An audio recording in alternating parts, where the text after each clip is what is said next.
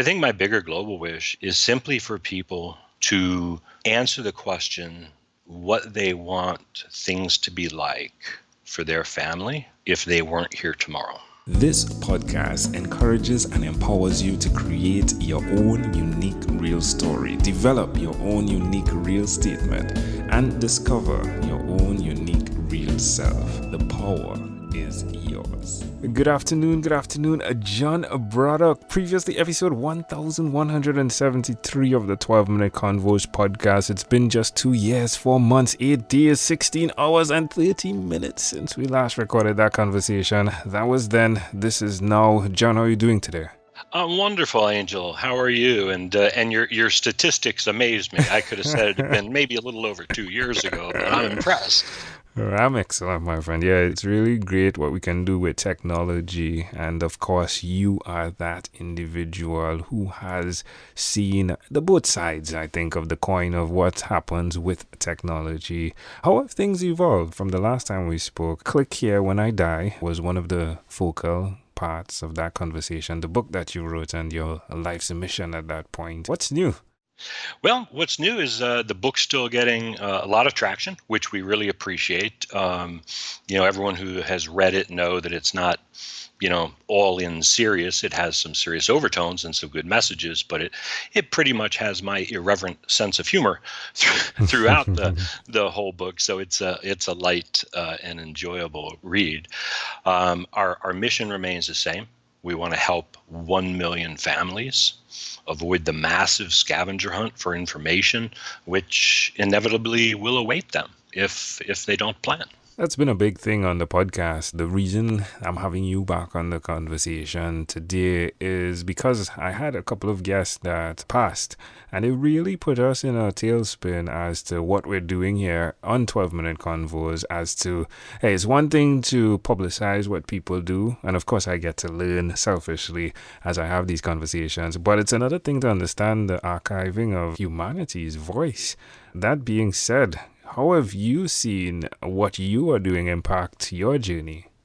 Well, it's interesting. We've seen a couple of things. Obviously, being a secure subscription-based platform, which is designed for people to store and record and log all the details of their life, protecting them initially, or saving their families initially, if you will, from trying to find all this documentation. Because when someone passes, it usually takes family members months, if not years, to track things down and locate them.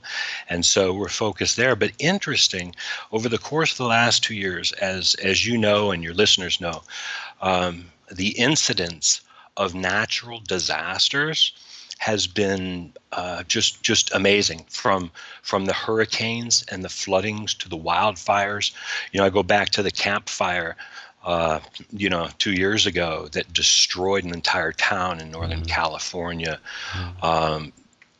People are losing things in their physical format. And so what we've found is that a lot of people are coming to us saying, wow, why wouldn't I understand the end of the day, and hopefully that's a long way away, but why wouldn't I be putting all this stuff now somewhere secure so that it's digitally recorded and protected in case in a flood-prone area or a hurricane area, and lose everything in the physical format. And so we're seeing people really doing this for themselves now to protect their digital assets, as well as making things easier for those they love when the inevitable comes. Have you had that experience in your life where you are usually ahead of the curve, if you would, in life? Because it seems as though, even with the digitalization of money, cryptocurrency, what's going on there, it seems as though this is, a fundamental thing to do. Yeah, exactly. No, it depends on who you ask. I don't know. Some people say, yeah, he's way out in front, and other people will say, come on, hurry up, catch up. So no, it's one of the things that for me is I come up with ideas. I see a problem, and it's like, I just want to fix it. I want to help. But if it wasn't for my team, and people around me, I'd have a whole bunch of great ideas and nothing would ever get done because I just focus on those things. So, we just want to help people. It took me till I was 50 years old to really find my calling in life. And I truly believe that's simply nothing more than to help other people. When I look at you, it seems as though there's a physical side, if you would, a religion of keeping your body in health. Is that true? And how does that contribute to who you are from the perspective of going for these ideas and accomplishing them? Well, it's interesting. Yeah, being the father of six children, I always found it important to stay in shape, and so still at this point, I'm 58. I try and eat very good foods. I get to the gym. I still lift weights. I hike. I do those things. Um, I guess largely because I know if I want to help a million people, it's going to take a long time, I think. And in order to do that, I have to be here for a long time. And so the more I take better care of myself, the more energy that I have to get up and compete with all my millennial cohorts. There's a voice, John, a voice that urges us on, as well as a voice that says, hey, you're not good enough to do that, or you shouldn't do that, or who are you to do that? And then there's a third voice somewhere in there I've found. In fact, there are many voices. How do you define which voice to listen to? If you were to ask my wife, she would tell you that yes, he has a lot of voices in his head. And like anybody, I don't care whether you're a politician, a successful business person, the receptionist or a bank teller or anyone. We all have good moments and bad moments, and we have voices in our heads that tell us we're not good enough. And I have those. I have days where I could just go crawl under a rock and say, how come this isn't working as fast as I want it to? But I have to, instead of looking at the why is this not happening, I focus on what has happened. Don't focus on what's yet to come. Focus on how far I've progressed. And when I go back and look and say, okay, from here to here, I've made progress, then it allows the good voices to say, okay, John, you're on the right path. Keep going. Your wife is in the midst of everything there. How has she been affected by the evolving version of John Braddock? Again, depends on which night you ask her. She's my rock. Without her, we run this business together.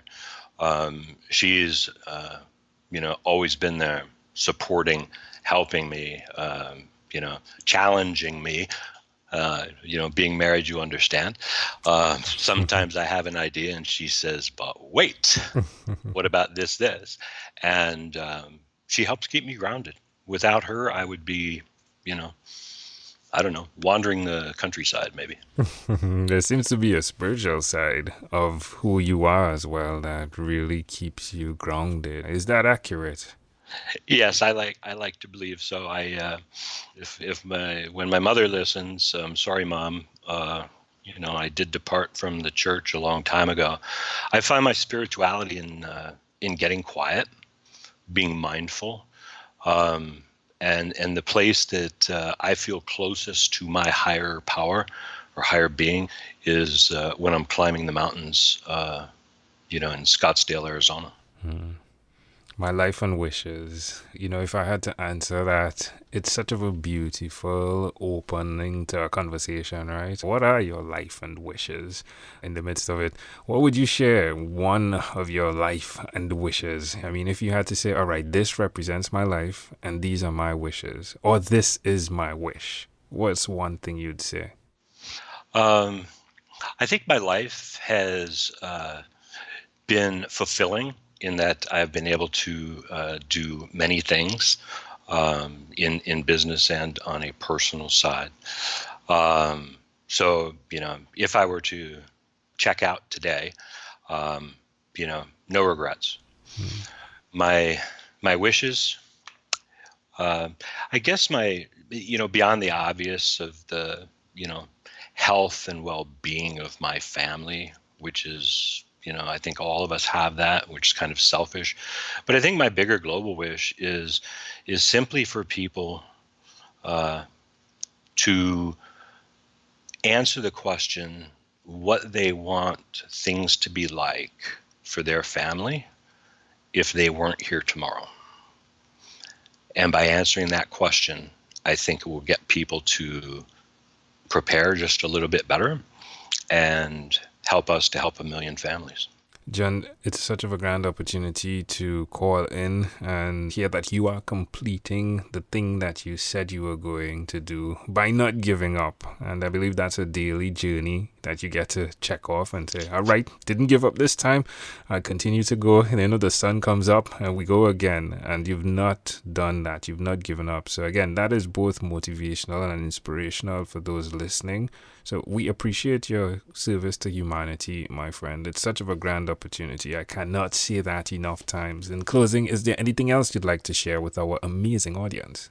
I just want to say thank you again for having me on. It's been truly my honor to speak with you and your listeners, and just gratitude and love, my friend.